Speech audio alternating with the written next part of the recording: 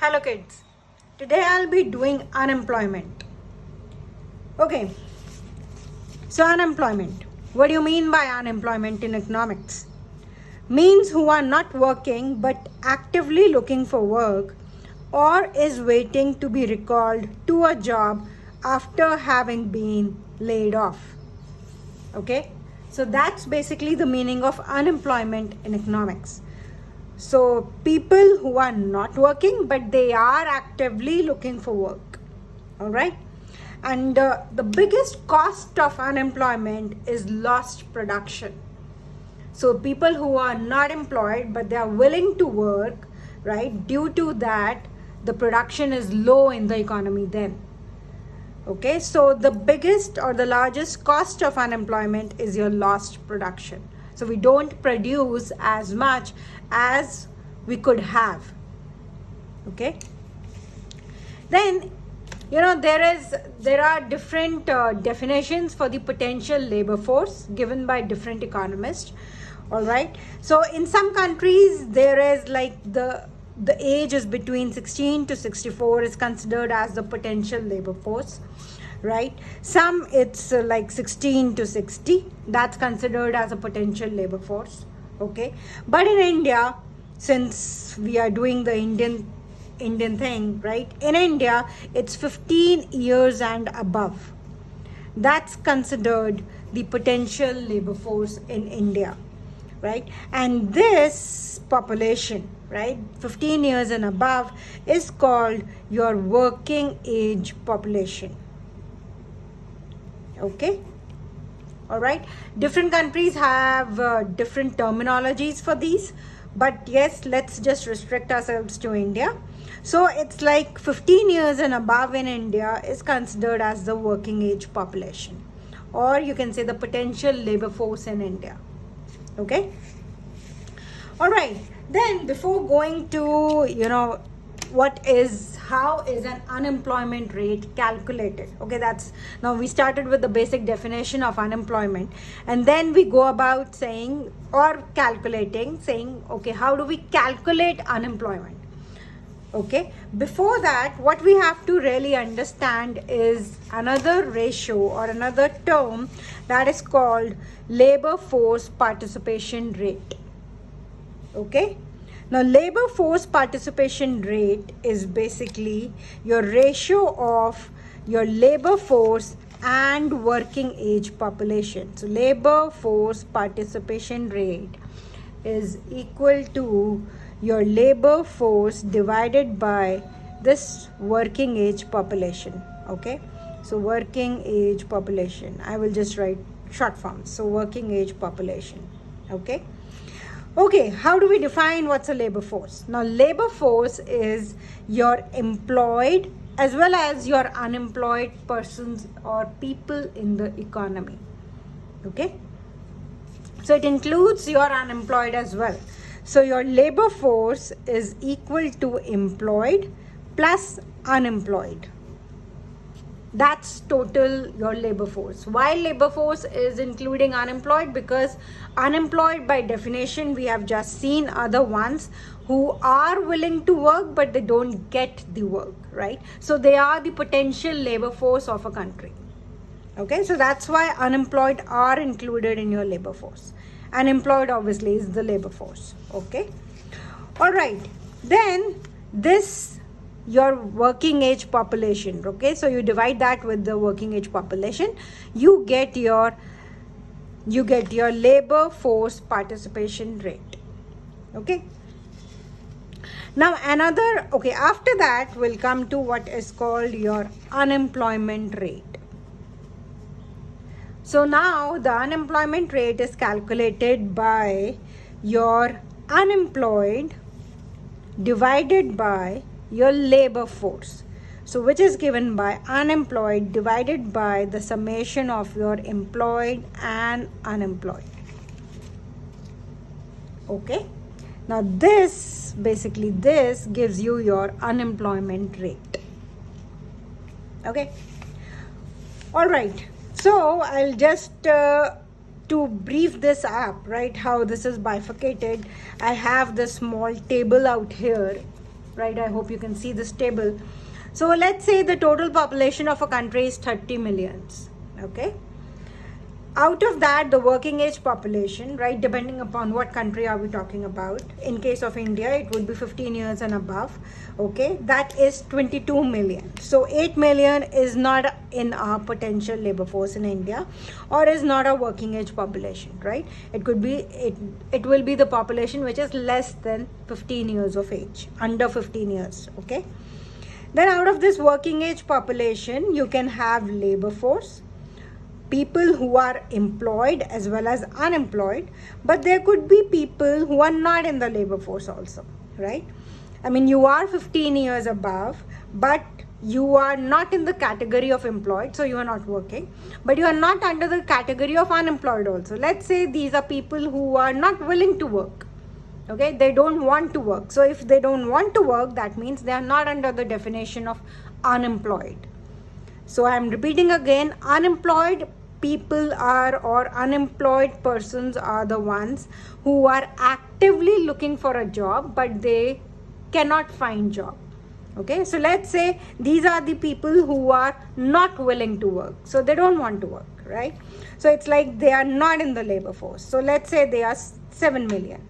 Now out of this 15 million labor force, I'll just bifurcate, okay? 14 million are employed, and then 1 million is your unemployed. Do you understand this? So that's the whole bifurcation of what we have, just done till now. So out of the total population, working age population further divided into labor force and not in the labor force further divided into employed and unemployed. All right? Okay.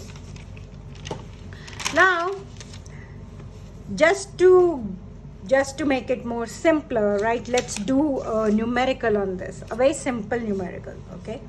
So I start with saying that, let's say the population, the working age, population here, by that I mean the working age, right? The working age population, 15 years and above in case of India, is 1000, okay? Employed is 570 and unemployed is 30. And so not in the labor force would be the population minus your employed and unemployed, which is 570 plus 30, that's 600. So 1000 minus 600 gives you 400 is not in the labor force, okay? So your labor force participation rate would be employed plus unemployed divided by your working age population. So it would be 600 divided by 1000 into 100 in order to get the percentage. And when we do all the cancellation, we get 60%. Tick. Then you have the unemployment rate. So that would be your unemployed divided by your employed plus unemployed. That is your labor force, right? So 30 is your unemployed divided by your labor force. That's 600. We add up these two, right? So 600 into 100, that gives me 5%. So 5% would be your unemployment rate. All right. Okay. Now there is, there's something that's called who is not counted as unemployed. Okay, that's my next explanation. So who is not counted as unemployed?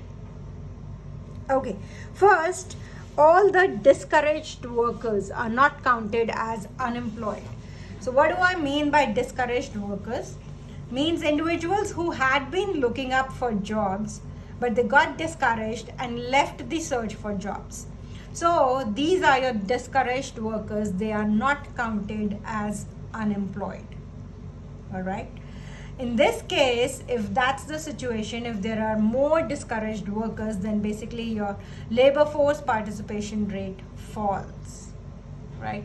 Because your numerator falls, because unemployed people or workers who were earlier unemployed, now they are not in unemployed, right? So unemployed persons, the number of unemployed basically falls down. So your LFPR falls down, okay? Then second is your underemployed workers. Now what do you mean by underemployment? Okay, underemployment can be of two types. One is by time. So it means that working people or workers who are working part-time, but they are willing to work full-time. Okay, so they are underemployed. If that's the situation, then they are underemployed. Okay, second is when an individual who has high skill is working in a job that does not require that type of skill. Now, let's say someone who is an MTech and is working as a sales representative, right? So his entire MTech skill is going waste. That's underemployment again.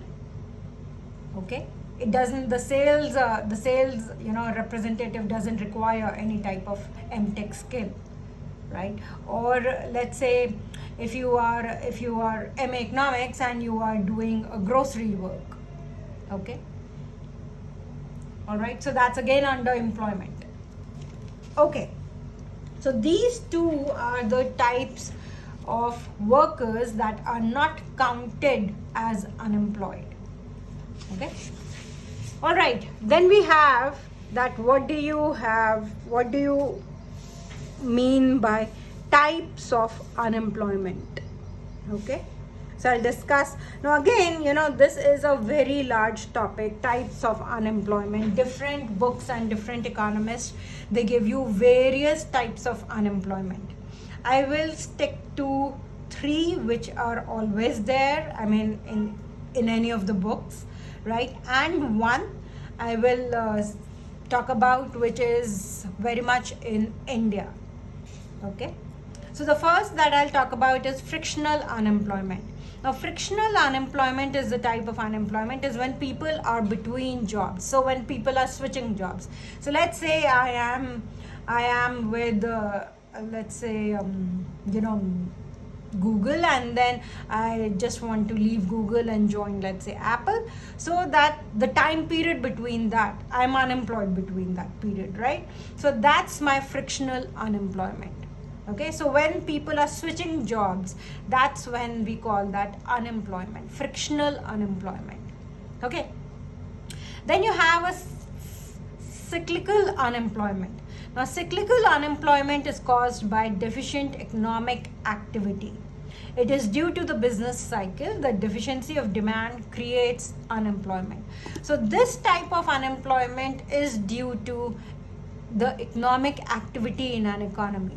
So when the demand in the economy is going down, that leads to your cyclical unemployment. Now that basically happens, I mean not necessarily, but yes, that happens mostly in your recessions, right? Okay, so let's say due to the if I give you a very simple example, right? Due to the deficiency of demand in restaurants, right? So a waiter was laid off. So this type of unemployment is your cyclical unemployment that's caused by your business cycles. Okay. Then you have the third is your structural unemployment, and that occurs when there is a mismatch of the skills that an individual has with those that are in demand in the current economy. So let's say, like in today's world, everyone is like AI.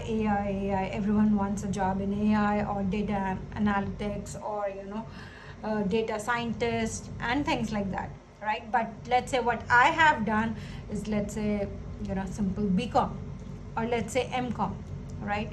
Or let's say I have done any other psychology, right? Or I have done Pol Science, right?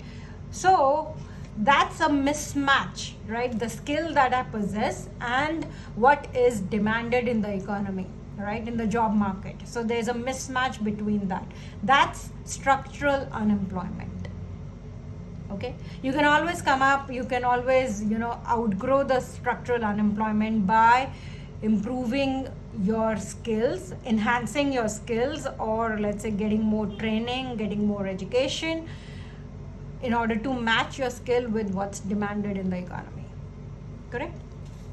Then the fourth one that I really want to talk about is disguised unemployment. Now that's very much prevalent in India still today, right, in our primary sector, which basically means in which more people are engaged in work than needed. So on a farm, to give you a very simple example, if 5 people are needed, then instead of that you are employing, or there's an employment of 10 people on the farm. So each is getting a wage rate, that's there, but the wage rate is very low, very, very low. Plus the marginal productivity of the labor is very low out there, right? It's zero actually. It's not even low, it's zero, right?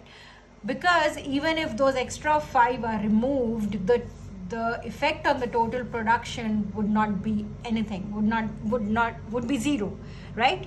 If with 5 people, if with 10 people, let's say, if with 10 people on a farm, you are getting, let's say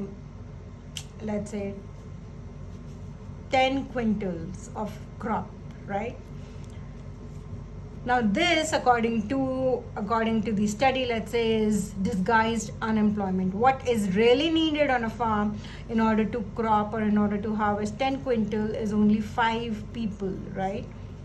So 5 people is what's required, but what's there on the farm are 10 people. So this extra 5, even if we remove them, the effect on the production would be nil. So then also I would be producing 10 quintals only, right? So the marginal productivity of these 5 laborers is basically zero. They are adding nothing to the total product, right? So that's a major problem of, that's one of the major types of unemployment that's there in India. So that's called disguised unemployment.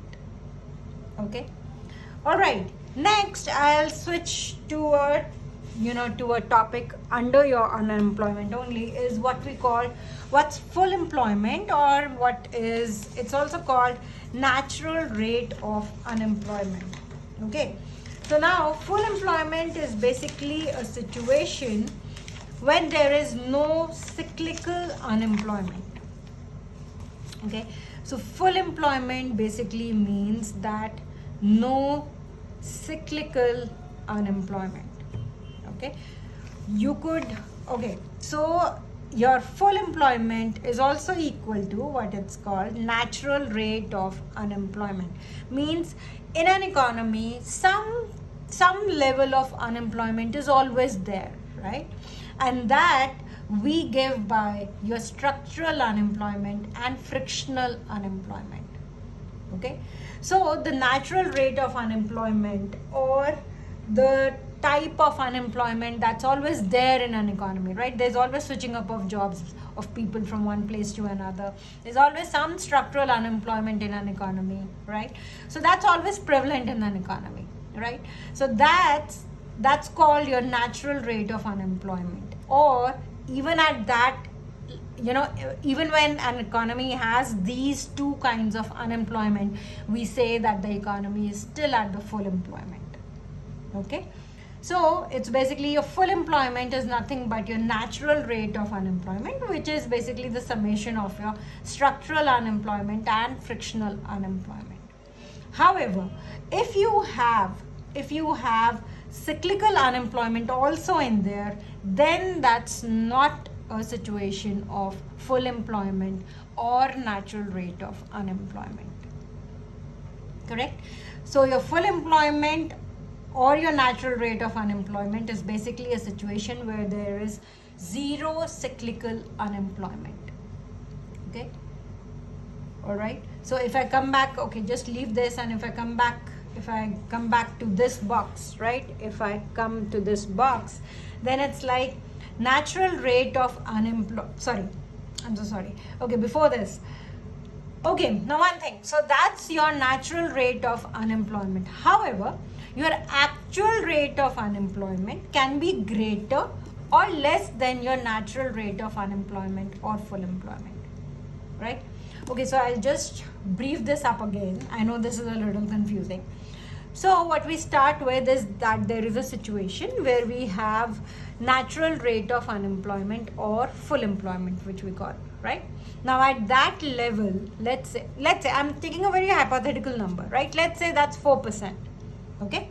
Now that 4% basically means that in that we will have some kind of frictional unemployment and structural unemployment also. But that's considered, right? So that's your 4%. At 4%, that's your natural rate of unemployment, let's say. Okay?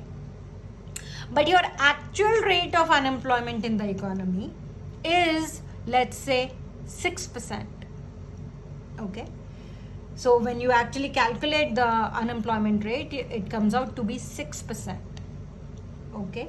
So your actual rate of unemployment in the economy can be greater or it can be less than also your natural rate of unemployment. Okay? I'm taking the case where it's, let's say, greater. So let's say the actual rate of unemployment. So actual rate of unemployment, let's say, is 6%, and your natural rate of unemployment, let's say an economy is considering a natural rate of unemployment for itself to be 4%, right? It says, okay, if the natural rate of unemployment is 4%, we are fine with it, let's say. So it basically means that it's a combination of structural and frictional unemployment in the economy. Okay? But your actual rate of unemployment in the economy is 6%. Okay? So the difference between the two basically gives you your cyclical unemployment. This 2% is your cyclical unemployment, which basically means that the unemployment that is happening due to your deficiency in demand in the economy. All right? So that's what I've written in this box. So actual rate of unemployment minus your natural rate of unemployment basically gives you the cyclical unemployment.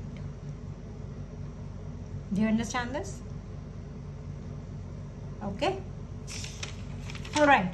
Now, one last thing that I just want to tell you, I'm not going into details of it, right, that I'll be doing in my further videos, is that unemployment has an inverse relation with one of the major macroeconomic variable in any economy, and that is inflation. Okay. So your unemployment is inversely related to your inflation. Now how and what's the explanation for this is given by Phillips curve. I'll be doing that Phillips curve later in my videos, but that's really important for you to understand, right? As of now, you can just learn that unemployment and inflation are inversely related, that the macroeconomic variable to which unemployment is inversely related is inflation, and the explanation is given by Phillips curve that I'll be doing in my later videos. All right, okay, so that's it for now. See you next time. Bye bye.